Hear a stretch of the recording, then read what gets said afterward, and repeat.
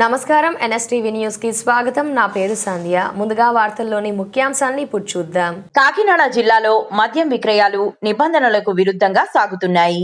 వ్యాపారులు ఎంఆర్పీ కంటే అధిక ధరలకు మద్యం విక్రయిస్తూ సామాన్యులను దోచుకుంటున్నారు.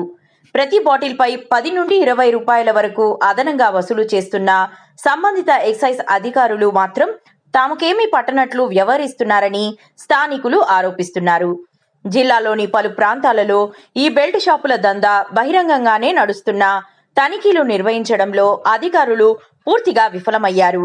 అధికారుల పర్యవేక్షణ లోపం వల్లే మద్యం మాఫియా రెచ్చిపోతుందని ఇప్పటికైనా ఉన్నతాధికారులు స్పందించి అక్రమ వసూళ్లకు అడ్డుకట్ట వేయాలని ప్రజలు కోరుతున్నారు.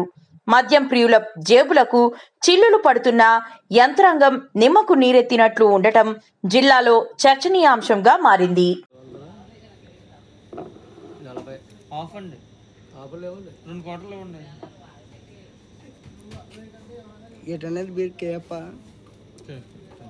ఇంతకుముందు ఎంత తీసుకున్నాను బీర్ అది ఫస్ట్ టైమా గవర్నమెంట్ కన్నా 10 రూపాయలు ఎక్స్ట్రా తీసుకున్నారని 20 ఎక్స్ట్రా తీసుకున్నారు.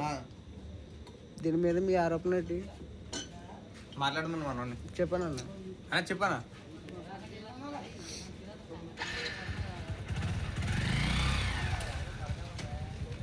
మరింత దారుణమా? మనం కష్టపడేది కదన్నా, వాళ్ళకి తెలియదు కదా.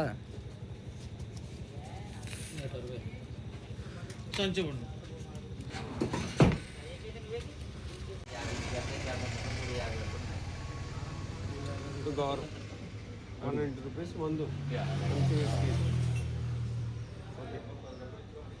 ఇంకా 210 ఓకే చెప్పు. అడుగు సార్. మరి మీరు అన్నారు కదా, మరి మీరేనా అన్నారు 150 రూపాయలు మొదటి క్వార్టర్ అంటున్నారు. రావారని 140 రూపాయలు. మరి ఎక్కడికి తేడేటి పేర్ల పేషెంట్ లేనా మోలియా? లేదా మీదేమైనా స్కామా? అది ఏంటని చెప్పండి. తీరా వీడియో అప్డేట్ చేయి.